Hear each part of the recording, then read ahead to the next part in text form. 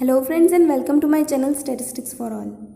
इस वीडियो में हम मैट्रिसेस के बारे में जानेंगे और इसका पूरा चैप्टर डिटेल में विथ एग्जांपल्स सॉल्व करेंगे। ओके फ्रेंड्स, मैट्रिसेस के ऊपर मैंने टोटल 3 वीडियोस बनाए हैं और ये वीडियो पहला पार्ट है जिसमें मैंने बेसिक कंसेप्ट समझाया मैट्रिसेस के, जो कि बहुत ही इंपॉर्टेंट है एडवांस लेवल सीखने के लिए। फाइन, तो आप ये वीडियो को पूरा ज़रूर देखिए और इसकी एक लिस्ट देखते हैं कि इसमें कौन से टॉपिक्स कवर्ड हैं। ये आपको 9 टॉपिक्स की एक लिस्ट दिख रही होगी। ये वीडियो में पहले 3 टॉपिक्स यानी कि meaning and concept, types of matrix and transpose of a matrix, ये तीनों टॉपिक्स कवर है और 4 से लेकर 9 तक के जो टॉपिक्स हैं वो सेकेंड और थर्ड पार्ट में कवर है, सेकेंड और थर्ड वीडियोज़ में कवर है। Okay, so let's start it. हम पहले से स्टार्ट करते हैं meaning and concept. First of all, what do you mean by matrix? A matrix is an arrangement of numbers in rows and column. मतलब हम कुछ नंबर्स को रो और कॉलम में जब अरेंज कर देते हैं तो उसे हम मैट्रिक्स बोलते हैं। जैसे कि यहाँ पर नंबर्स है 2, -1 7, 4 4 -3 0 8 2। आप पॉजिटिव और नेगेटिव कोई भी नंबर ले सकते हो। तो जब नंबर्स को इस तरह से हमने रो और कॉलम में बना के लिख दिया ना तो उसे हम मैट्रिक्स बोलते हैं। लेकिन ये सभी नंबर को आपको ब्रैकेट्स में लिखना है कंपल्सरीली। आप जब इन नंबर्स को ब्रैकेट्स में अरेंज कर देते हो ना तो इसे हम मैट्रिक्स का स्ट्रक्चर बोलते हैं कि मैट्रिक्स इस तरह से दिखता है, arrangement of numbers in rows and columns within the brackets. Okay, a matrix is written within big brackets और राउंड ब्रैकेट्स और कर्ली ब्रैकेट्स। आप कोई भी टाइप का ब्रैकेट यूज़ कर सकते हो, लेकिन ज़्यादातर ये फर्स्ट टाइप का ब्रैकेट है ना, बिग ब्रैकेट, यही यूज़ होता है सब जगह पे। Fine, now a matrix is denoted by capital letters like A B C etcetera. हम मैट्रिक्स को नाम देते हैं ना जब, तो उसको हम A to Z में से कैपिटल लेटर्स में आपको नाम देना है। A to Z में से आप कोई भी लेटर उसको नाम दे सकते हो। जैसे यहाँ पर मैंने इसको नाम दे दिया A। ओके, ये मैट्रिक्स का नाम A हो गया। अब जैसे हमारी पहचान होती है, हमारे नाम से हमारी पहचान होती है, वैसे ही मैट्रिक्स की भी कुछ आइडेंटिटी होती है।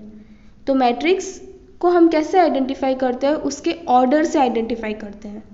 मैट्रिक्स को उसके ऑर्डर से आइडेंटिफाई किया जाता है। अब ऑर्डर क्या होता है? तो ऑर्डर मतलब मैट्रिक्स में जितनी भी रो और कॉलम में हमने अरेंज किया ना नंबर्स को, तो जितनी रो होती है और जितनी कॉलम होती है ना उससे हम ऑर्डर डिसाइड करते हैं। ओके, जैसे यहाँ पर रो मतलब हॉरिजॉन्टल लाइन, ओके, मतलब स्लिपिंग लाइंस। तो यहाँ पर कितनी रोज हैं? 1 2 3, 3 रो बनाई है और कॉलम भी 3 बनाई है। रो मतलब हॉरिजॉन्टल लाइंस और कॉलम मतलब वर्टिकल लाइंस। ओके, तो 3 रो है, कॉलम है, तो मतलब इसका ऑर्डर कैसे लिखेंगे हम? 3/3। 3 मतलब पहला जो 3 है वो रो बताएगा, नंबर ऑफ रोज बताएगा और बताएगा। देखिए, पहला नंबर रो और दूसरा नंबर कॉलम। आप उल्टा नहीं कर सकते, पहले कॉलम और फिर रो, ऐसा नहीं चलेगा। पहला नंबर हमेशा रो ही बताएगा और दूसरा नंबर हमेशा नंबर ऑफ कॉलम ही बताएगा। अब इसका जो स्टैंडर्ड इक्वेशन होता है ना इस ऑर्डर का, इसे हम लिखते हैं m/n। रो को हम बोलते हैं m और कॉलम को बोलते हैं n। तो स्टैंडर्ड इक्वेशन हो गया m/n। अब m और n की वैल्यू कुछ भी हो सकती है, वो मैट्रिक्स पे डिपेंड करता है कि उसमें कितने रो है और कितने कॉलम्स हैं। फाइन, अब जैसे कि हमारे पास एक ये मैट्रिक्स है A11 A12 A13 से लेकर पूरा नीचे तक जाइए AMN तक। ये हमारे पास एक मैट्रिक्स है, इसमें नंबर्स कुछ भी हो सकते हैं। तो the individual quantities like A11 A12 A13 up to AMN are called the elements of the matrix. मतलब ये जितने भी आपको इंडिविजुअल नंबर्स दिख रहे हैं ना, A11 A12 A13 या A22 A33 A31, ये जितने भी इंडिविजुअल नंबर्स हैं ना, इनको हम एलिमेंट्स ऑफ मैट्रिक्स बोलते हैं। इनको हम एलिमेंट्स बोलते हैं। ओके, अब थोड़ा आगे बढ़ते हैं और ये A11 A12 A13 ये सब क्या होता है इन्हें समझते हैं। ओके, फॉर एग्जाम्पल आपके पास एक मैट्रिक्स है A इज इक्वल टू, ये मैट्रिक्स दी हुई है, इसका ऑर्डर क्या हो जाएगा, इट्स ऑर्डर इज 3/4। क्यों? क्योंकि 3 रो है मतलब 3 हॉरिजॉन्टल लाइन है और 4 कॉलम है मतलब 4 वर्टिकल्स लाइन है। ओके, तो 3/4 इसका ऑर्डर लिखेंगे। अब A11 is equal to 2। A11 आपको देखना है, 11 है ना ये नंबर, तो 11 में फर्स्ट नंबर 1 और दूसरा नंबर भी 1 है, तो पहला नंबर हमेशा नंबर ऑफ रो बताएगा, पहला नंबर रो बताएगा और दूसरा नंबर जो है वो कॉलम बताएगा। तो 1 और 1 मतलब फर्स्ट रो फर्स्ट कॉलम, तो फर्स्ट रो और फर्स्ट कॉलम में आपका नंबर है 2, इसलिए A11 यहाँ पर 2 था। ओके, उसी तरह से A12, तो 12 मतलब 1 2 मतलब first row and second column, first row and second column में आपका नंबर है -1, ये पहली रो में है और ये दूसरी कॉलम में है, ठीक है ना। तो इसका A12 मतलब हमारा एलिमेंट हो जाएगा -1। फिर उसी तरह से A13 मतलब फर्स्ट रो एंड रो में ही है और तीसरी कॉलम में है, इसलिए A13 की वैल्यू हो जाएगी 7। उसके बाद A14, तो A14 मतलब फर्स्ट रो और फोर्थ कॉलम, तो फर्स्ट रो और फोर्थ कॉलम में हमारे पास नंबर है 0, ठीक है। इसी तरह से A21 क्या हो जाएगा, मतलब second row and first column, 21 मतलब second row and first column, ये हो जाएगा नंबर 4। फिर नेक्स्ट A22, तो 22 मतलब सेकेंड रो सेकेंड कॉलम, तो सेकेंड रो और सेकेंड कॉलम में नंबर हो जाएगा 4। फिर A23 मतलब second row and third column, तो सेकेंड रो में है और थर्ड कॉलम में हमारा नंबर हो जाएगा -3। फिर A24, तो second row and fourth column, तो इसमें हो जाएगा 4। उसी तरह से A31 मतलब थर्ड रो फर्स्ट कॉलम, तो थर्ड रो फर्स्ट कॉलम हो जाएगा 0। अब A32 मतलब third row and second column, तो थर्ड रो में देखिए और उसमें सेकेंड रो में 8 है नंबर हमारा, फाइन। उसी तरह से A33 में third row and third column, तो 2 थर्ड रो में है और थर्ड कॉलम में है। उसके बाद A34 मतलब third row and fourth column, तो थर्ड रो और फोर्थ लास्ट वाले कॉलम में हमारा नंबर है 9, तो हो जाएगा 9। तो इस तरह से हम ये एलिमेंट्स लिखते हैं। A11 मतलब पहला नंबर रो बताएगा और दूसरा नंबर कॉलम बताएगा, तो आपको इंटरसेक्ट करके देखना है कि रो और कॉलम में जो नंबर इंटरसेक्ट हो रहा है वो नंबर आपको उस रिस्पेक्टिव एलिमेंट के सामने लिखना है। ओके, अब थोड़ा और आगे बढ़ते हैं। जैसे कि यहाँ पर एक मैट्रिक्स दी हुई है, इसमें मैंने नंबर्स नहीं लिखे हैं, इसमें मैंने A11 A12 A13 इस तरह से लिख दिए हैं एलिमेंट्स, ठीक है। तो इसमें जो आपको बीच वाली जो लाइन दिख रही है ना, मतलब स्लैंटिंग लाइन आपको बनानी है। A11 A22 और A33 वाली एक लाइन बनानी है, स्लैंटिंग लाइन, जो टॉप लेफ्ट से शुरू होगी और बॉटम राइट तक जाएगी। तो ये जो बीच के एलिमेंट्स है ना, A11 A22 एंड A33, इनको हम डायगोनल एलिमेंट्स बोलते हैं। The quantities like A11 A22 and A33 are called the diagonal elements of the matrix. आप इनको डायगोनल एलिमेंट्स बोलते हो या फिर आप इनको प्रिंसिपल डायगोनल्स भी बोल सकते हो मैट्रिक्स के लैंग्वेज में। ओके, तो फॉर एग्जांपल जैसे यहाँ पर एक मैट्रिक्स दी हुई है, ये अब इसमें भी आप डायगोनल एलिमेंट्स अगर देखोगे तो टॉप फर्स्ट नंबर से आप शुरू करो, टॉप लेफ्ट कॉर्नर से बॉटम राइट तक आप एक पूरा स्लैंटिंग लाइन बनाओगे, तो ये जो नंबर मिल रहा है ना 1073, ये सभी हमारे डायगोनल एलिमेंट्स हो जाएंगे। ओके, अब ये दोनों ही मैट्रिक्स का हम ऑर्डर देखेंगे। तो पहली वाली जो मैट्रिक्स थी उसका ऑर्डर क्या था, 3/3, क्योंकि 3 रो थी और 3 कॉलम थी, है ना, तो इसीलिए 3/3 इसका ऑर्डर हो जाएगा। और ये जो सेकेंड वाली है इसका ऑर्डर क्या हो जाएगा 4/4, क्योंकि इसमें 4 रो है और 4 कॉलम है। Fine. Our next topic is transpose of a matrix. Transpose क्या होता है?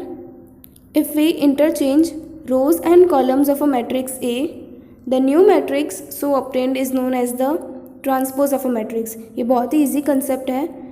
इसमें हम क्या करते हैं, कोई भी मैट्रिक्स दिया हुआ रहेगा तो उसमें रो को हम कॉलम में बदल देंगे। रो को आप कॉलम में बदल दोगे। अगर 2 रो दिए तो उसके आप 2 कॉलम बना के लिख दोगे, और एल्स आप कॉलम को भी रो में बदल सकते हो। रो को कॉलम और कॉलम इंटू रो, आप दोनों में से जो आपको ईजी लगे आप वो कर सकते हो। It is denoted by A T और ए डैश। ये इन दोनों, ये इसके सिंबल होंगे ए टी और ए डैश। फाइन। अब एक एग्जांपल करते हैं। ए इज इक्वल टू, ये मैट्रिक्स दी हुई है 1 2 3 3 5 2। ये मैट्रिक्स में हम रो को कॉलम में बदलेंगे। मैं आपको दोनों ही तरीक़ों से करके बताऊंगी, आपको जो इजी लगे आप वो फॉलो कर सकते हो। ठीक है, तो पहले हम रो इंटू कॉलम करेंगे। इसमें देखिए 2 रो दी हुई है ना, तो पहले A T is equal to bracket open, first row 1 2 3। तो ये रो को मैं अब कॉलम में लिखूंगी, मतलब हॉरिजॉन्टल लाइन को मैंने वर्टिकल लाइन में लिख दिया। 1 2 3 को वर्टिकल लाइन में लिखा। फिर इसी तरह से दूसरी रो 3 5 2 को भी फिर से वर्टिकल लाइन में लिख देंगे 3 5 2। ठीक है, तो ये ट्रांसपोज मिल गया हमें। ए मैट्रिक्स का ये कॉलम में बदल दिया। अब हम एक और एग्जाम्पल लेंगे, कॉलम इंटू रो कर देंगे। आपको जो इजी लगे फिर आप वो फॉलो कर सकते हो। ओके, अब यहाँ पर B T is equal to bracket open. अब देखिए हम रो को नहीं बदलेंगे, हम कॉलम लेंगे। तो फर्स्ट कॉलम क्या है 1 2 5। तो ये 1 2 5 को हम हॉरिजॉन्टली लिख देंगे। ये वर्टिकल थी, इसको हमने हॉरिजॉन्टली लिख दिया, बराबर। फिर उसी तरह से दूसरा 2 0 6, तो 2 0 6 को भी वर्टिकली लिख देंगे, सॉरी हॉरिजॉन्टली लिख देंगे। उसके बाद 0 3 7 वर्टिकल लाइन थी, इसको भी हॉरिजॉन्टल लिख दिया, और 5 4 2 इसको भी हमने हॉरिजॉन्टली लिख दिया, ब्रैकेट क्लोज। तो ये क्या हुआ, फिर से हमने इसका ट्रांसपोज ले लिया। आप दोनों ही मेथड कर सकते हो, या तो आप रो को कॉलम में बदल दो और एल्स कॉलम को रो में बदल दो। आंसर तो वही आने वाला है, आपको जो इजी लगे आप वो फॉलो कर सकते हो। Okay, now our next topic is types of matrices. हम यहाँ पर 10 टाइप्स के मैट्राइस पढ़ेंगे। First is row matrix. Row matrix क्या होता है, तो only 1 row and any number of column, मतलब ऐसी मैट्रिक्स जिसमें सिर्फ एक ही रो दी हुई है, इसे बोलते हैं 12 A13 अप टू A1N। एक ही हॉरिजॉन्टल लाइन दी हुई है, तो ये क्या हो गई, रो मैट्रिक्स। ठीक है, अब यहाँ पर अप टू 1N दी हुई है, मतलब फर्स्ट रो और n नंबर ऑफ कॉलम, मतलब हमें कॉलम पता नहीं होगा, 4 भी हो सकता है, 5 भी हो सकता है, 10 भी हो सकता है। फाइन। फॉर एग्जाम्पल इसका ऑर्डर क्या हो जाएगा 1/n। फॉर एग्जाम्पल 1 5 2 ये एक मैट्रिक्स दी हुई है जिसमें सिर्फ एक ही रो दी हुई रहेगी, तो इसका ऑर्डर क्या हो जाएगा 1/3, क्योंकि एक ही रो है और 3 कॉलम है। ठीक है, अलग अलग 3 कॉलम बनी हुई है, तो ऑर्डर हो जाएगा 1/3। अब सेकेंड टाइप है column matrix. Column matrix row matrix का जस्ट ऑपोजिट है, जिसमें सिर्फ एक ही कॉलम दी हुई रहेगी and any number of rows. So only 1 column and any number of rows, एक ही कॉलम दी हुई रहेगी। फॉर एग्जाम्पल ये दी हुई है, एक ही कॉलम में ही सारे नंबर लिख दिए हमें, इसे हम कॉलम मैट्रिक्स बोलते हैं। जैसे A11 फर्स्ट नंबर, ये फर्स्ट रो और फर्स्ट कॉलम का नंबर है। फिर उसके नीचे A21, मतलब है तो सेकेंड रो लेकिन फिर भी first column, second row and first column. फिर उसके नीचे third row and first column. फिर अप टू AM1, M मतलब any number of rows and M1, तो 1 मतलब फर्स्ट कॉलम। तो एक ही कॉलम में हम जितनी भी रो बना सकते हैं उतनी बनाएंगे, और सिर्फ एक ही कॉलम लिखते हैं मैट्रिक्स में, तो उसे बोलते हैं कॉलम मैट्रिक्स। फिर इसका ऑर्डर हो जाएगा M/1, नंबर ऑफ रो हमें पता नहीं होगा, and multiply by 1। For example 507 ये एक मैट्रिक्स दी हुई है, तो इसका ऑर्डर क्या हो जाएगा 3/1, क्योंकि इसमें 3 रो है अलग अलग और एक ही कॉलम है ना। तो सिर्फ जिसमें एक ही कॉलम होगी उसे कॉलम मैट्रिक्स, एक रो होती है तो रो मैट्रिक्स। फाइन। अब नेक्स्ट टाइप है, third one is zero matrix और null matrix. All the elements are zero. ऐसी मैट्रिक्स जिसमें सारे के सारे एलिमेंट्स सिर्फ ज़ीरो ही हो, ज़ीरो के अलावा और कोई भी नंबर नहीं होना चाहिए। फॉर एग्जांपल यहाँ पर एक मैट्रिक्स है जिसमें सारे ही एलिमेंट ज़ीरो है, ज़ीरो के अलावा एक भी नंबर हुआ तो वो ज़ीरो मैट्रिक्स नहीं होता है। सारे एलिमेंट अगर ज़ीरो है तो ही उसे ज़ीरो मैट्रिक्स और हम नल मैट्रिक्स भी बोल सकते हैं। अब इसका ऑर्डर क्या हो जाएगा, 2/3, क्योंकि इसमें 2 रो है और 3 कॉलम है। Fine. Fourth type is square matrix. Square matrix, square किसको बोलते हैं हम, जिसके सारे साइड सेम होते हैं। तो स्क्वायर मैट्रिक्स में भी number of rows and number of column should be equal. अगर 3 रो है तो 3 ही कॉलम होनी चाहिए, मतलब सभी साइड सेम होने चाहिए। 2 रो है तो 2 कॉलम होनी चाहिए, 4 रो है तो 4 होनी चाहिए, इक्वल होने चाहिए number of row and number of column. Square matrix उसे बोलते हैं। और स्क्वायर मैट्रिक्स मैट्रिसेस के सब्जेक्ट में बहुत ही इम्पॉर्टेंट टॉपिक है। ओके, फॉर एग्जांपल यहाँ पर एक मैट्रिक्स दी हुई है जिसमें इसका ऑर्डर क्या है, 3/3, क्योंकि इसमें 3 रो दी हुई है और 3 कॉलम दी हुई है ना। तो 3/3 इज़ अ स्क्वायर मैट्रिक्स। फिर एक और एग्जांपल है जिसमें 2 रो और 2 कॉलम है, तो इसका ऑर्डर हो जाएगा 2/2, मतलब नंबर ऑफ़ रो और नंबर ऑफ़ कॉलम इक्वल होना चाहिए, तो उसे हम स्क्वायर मैट्रिक्स बोलेंगे। ओके, अब नेक्स्ट देखते हैं। अब आगे से स्क्वायर मैट्रिक्स के बाद हमने जितने भी मैट्रिक्स पढ़ेंगे वो सभी स्क्वायर मैट्रिक्स के ही सब टाइप्स होंगे। ओके, मतलब उनकी पहली कंडीशन होगी कि वो स्क्वायर मैट्रिक्स होने ही चाहिए। ठीक है, तो fifth is symmetric matrix. Symmetric matrix क्या होता है, the transpose of the matrix gives the same matrix. मतलब कोई एक ऐसी मैट्रिक्स जिसको अगर हम ट्रांसपोज कर दें, उसका ट्रांसपोज निकाले, तो ओरिजिनल वाली मैट्रिक्स और उसका ट्रांसपोज वाला मैट्रिक्स सेम होना चाहिए। अगर वो दोनों सेम है मतलब वो सिमेट्रिक मैट्रिक्स है। ओके, हम एग्जांपल करेंगे तो आपको समझ आ जाएगा। जैसे कि ये ए मैट्रिक्स दिया हुआ है, इसका आप ट्रांसपोज ऑब्टेन करो। हमने अभी अभी सीखा था ट्रांसपोज कैसे निकालते हैं। रो को कॉलम में बदल दो और एल्स कॉलम को रो में बदल दो। तो इसका ऑर्डर था 3/3, 3 रो और 3 कॉलम। तो इसका ट्रांसपोज भी देखिए, आप इसका ट्रांसपोज करोगे ना तो वापस से वही की वही मैट्रिक्स आ जाएगी, जो ओरिजिनल वाली थी वही ऑब्टेन हो रही है हमें फिर से। तो इसका मतलब कि ये ए जो मैट्रिक्स है वो सिमेट्रिक मैट्रिक्स है। ओके, इसका भी ऑर्डर 3/3 ही होगा। अब मैंने अभी आपको बोला था कि इसकी पहली कंडीशन होगी कि ये स्क्वायर मैट्रिक्स होना चाहिए। तो symmetric matrix should always be a square matrix, ठीक है ना, क्योंकि ये स्क्वायर मैट्रिक्स का ही एक सब टाइप है। इसमें A is equal to AT, मतलब ओरिजिनल मैट्रिक्स और ट्रांसपोज मैट्रिक्स सेम होगा। फाइन। अब आप एक और इसमें इंटरेस्टिंग पॉइंट देखें कि A12 is equal to 2 is equal to 21, मतलब आप A12 मतलब first row and second column. तो फर्स्ट रो A12 का आप 21 कर दो, मतलब रो और कॉलम को इंटरचेंज कर दो, 1 2 का 2 1 कर दो। A21 में मतलब second row and first column, तो ये दोनों एलिमेंट सेम होंगे आपके। अगर आप रो और कॉलम को इंटरचेंज कर देते हो तो वो एलिमेंट्स आपको सेम ही मिलेंगे।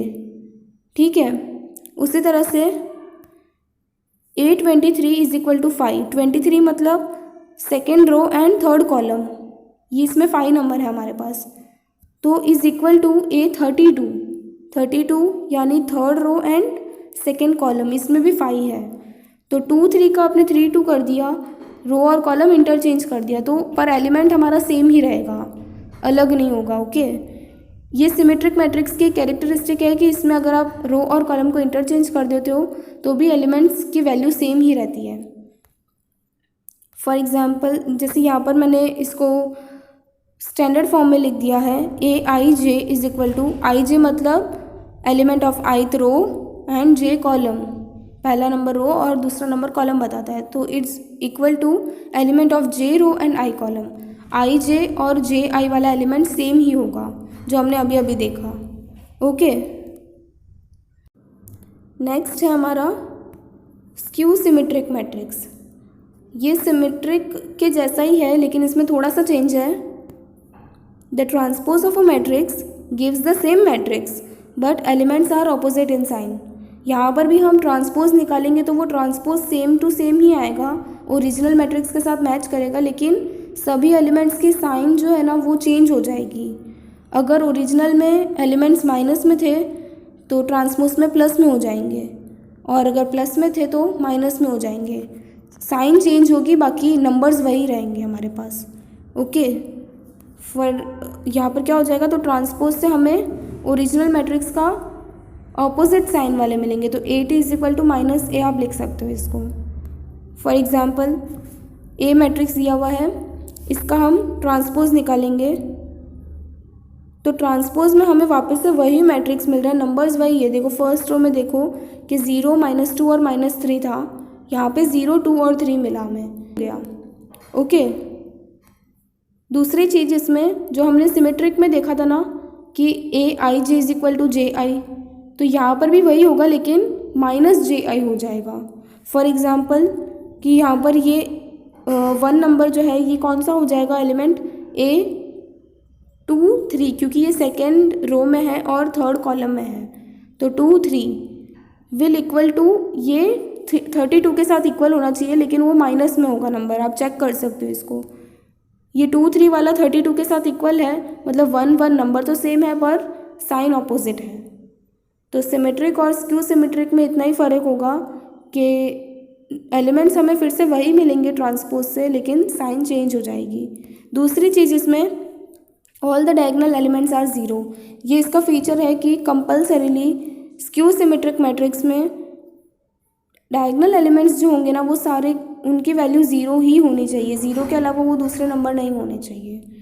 ओके, नेक्स्ट है हमारा यूनिट और आइडेंटिटी मैट्रिक्स।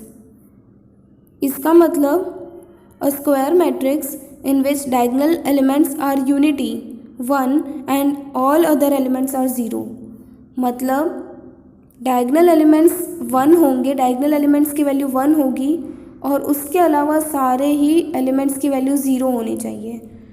डायगोनल एलिमेंट्स को छोड़ के सभी 0 होने चाहिए और डायगोनल एलिमेंट्स सिर्फ 1 होने चाहिए, उसे हम आइडेंटिटी मैट्रिक्स बोलते हैं। ये एक बहुत ही स्पेशल कंसेप्ट है मैट्रिसेस के सब्जेक्ट में। ओके, इसका बहुत स्पेशल यूज़ किया जाता है और इसको हम डिनोट करेंगे बाई आई लिख के करेंगे। हम यहाँ पर A to Z दूसरे अल्फ़ाबेट्स नहीं लिख सकते, सिर्फ I से ही इसको डिनोट किया जाता है। तो यहाँ पर क्या दिया हुआ है, इसका ऑर्डर है 3/3। तो यहाँ पर देखिए सिर्फ डायगोनल एलिमेंट्स में 1 है और उसके अलावा सारे एलिमेंट्स 0 है। ठीक है, तो इसे हम बोलेंगे यूनिट और आइडेंटिटी मैट्रिक्स। दूसरा 1 0 0 1, तो यहाँ पर भी डायगोनल एलिमेंट्स 1 1 है और उसके अलावा जितने भी एलिमेंट्स होंगे वो 0 होंगे। इसका ऑर्डर होगा 2/2। तो ये भी स्क्वायर मैट्रिक्स का ही सब पार्ट है, तो इसके भी कंडीशन है कि ये स्क्वायर मैट्रिक्स होना चाहिए। स्क्वायर मैट्रिक्स ही आइडेंटिटी हो सकती है। Okay, next is